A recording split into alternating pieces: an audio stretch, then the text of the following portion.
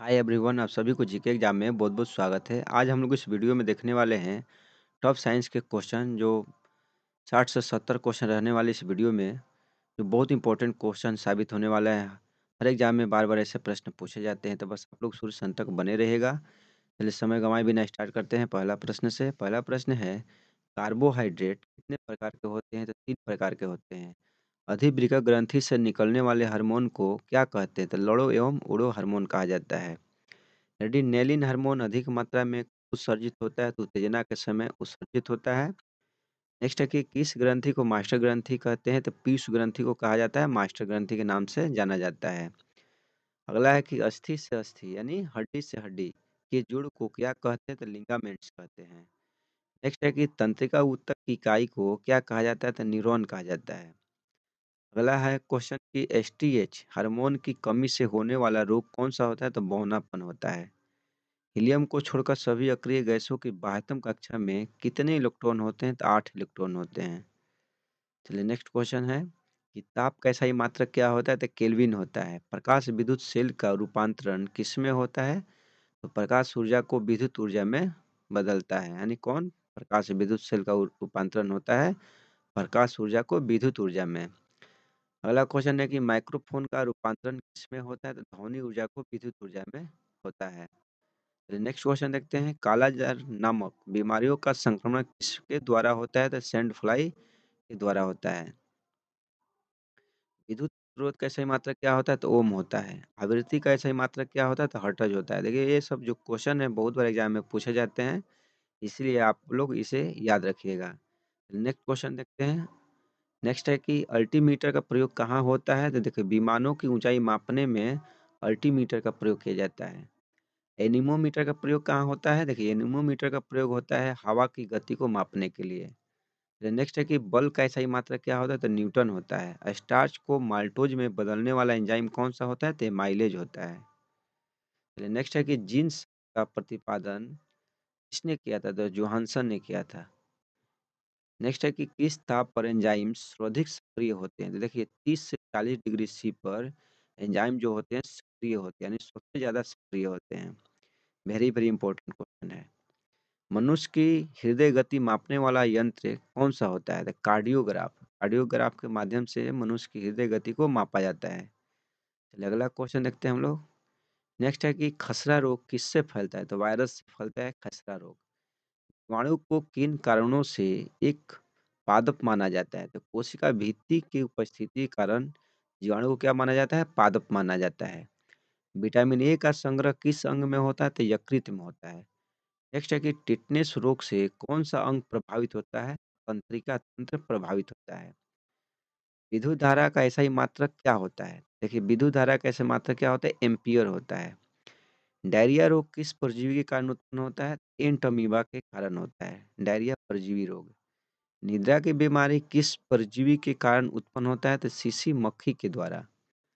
Next है कि gun metal में क्या-क्या होता है? देखिए कॉपर होता है 88%, निएसन या निटिन होता है 10% और जेडन यानी जिंक होता है 2% होता है।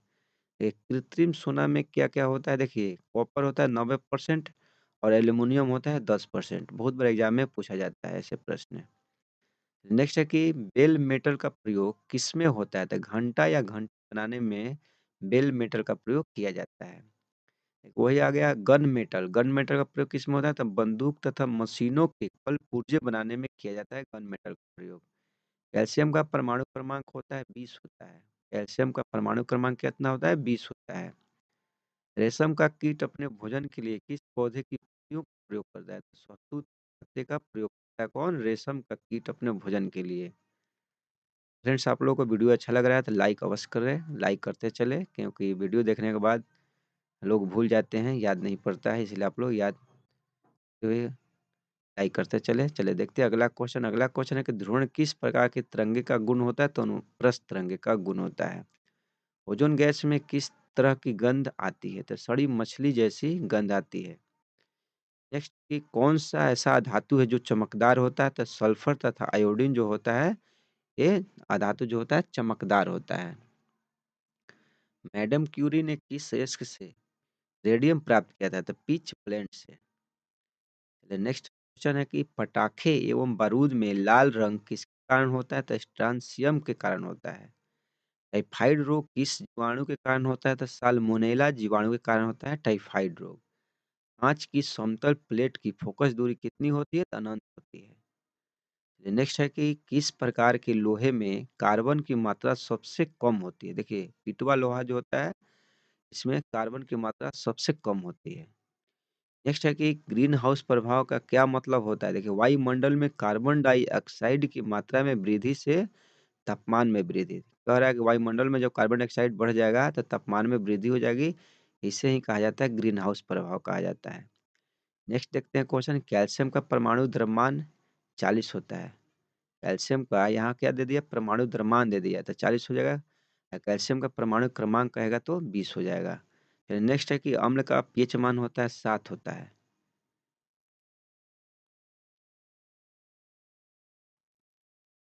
नेक्स्ट देखते हैं हम लोग ग्लूकोज का सूत्र बताए। देखिए, ग्लूकोज का सूत्र होता है C6H12O6 होता है। बहुत बार एग्जाम में प्रश्न पूछा जाता है ग्लूकोज का सूत्र, इसे आप लोग याद रखिएगा।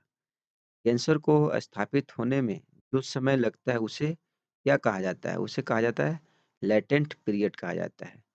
रेबीज नामक रोग में मनुष्य का कौन सा तंत्र प्रभावित होता है? तो तंत्रिका तंत्र प्रभावित होता है। नेक्स्ट है कि सबसे बड़ा स्थलीय स्तनी कौन सा होता है? तो अफ्रीकी हाथी होता है। बड़ा तथा सबसे भारी स्तनी कौन सा होता है? तो नीली हवेल होता है। चलिए नेक्स्ट देखते हैं, बीसीजी का टीका किस रोग में दिया जाता है? देखिए, टीबी रोग में बीसीजी का टीका दिया जाता है।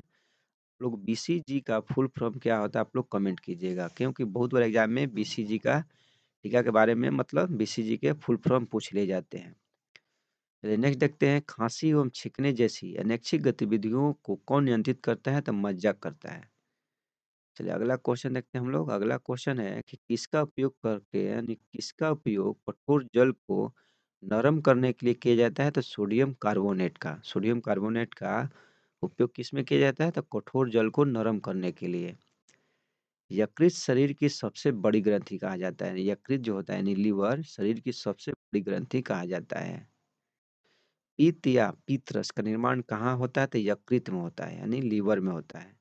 शिराएँ कैसा रक्त ले जाती है? तो शुद्ध रक्त ले जाती है। कौन? शिराएँ। सरीसृप, पक्षी और स्तनधारी ये सब जो होते हैं फेफड़ों के माध्यम से श्वसन करते हैं। नेक्स्ट है कि विभवांतर का एसआई मात्रक क्या होता है? तो वोल्ट होता है। बहुत बार एग्जाम में पूछा जाता है कि विभवांतर का एसआई मात्रक क्या होता है? तो वोल्ट होता है। ये भी इम्पोर्टेंट है। जैसे सरीसृप दे देगा, पक्षी दे देगा, स्तनधारी दे देगा। तो एग्जाम में किसके माध्यम से श्वास करते हैं श्वसन करते हैं? तो फेफड़ों के माध्यम से श्वसन करते हैं। चलिए अगला क्वेश्चन देखते हैं हम लोग। अगला है कि बर्फ का गलनांक क्या होता है? 273 केल्विन या 0 डिग्री सी होता है। हृदय से शरीर के सभी भागों में ऑक्सीजन युक्त रक्त को ले जाती है। कौन ले जाता है? धमनियाँ ले जाती है। मधुमक्खी के डंक का इलाज करने के लिए किस घोल का उपयोग किया जाता है? तो बेकिंग सोडा का। Very very important question. मधुमक्खी के डंक का इलाज करने के लिए किस घोल का प्रयोग किया जाता है? तो बेकिंग सोडा का।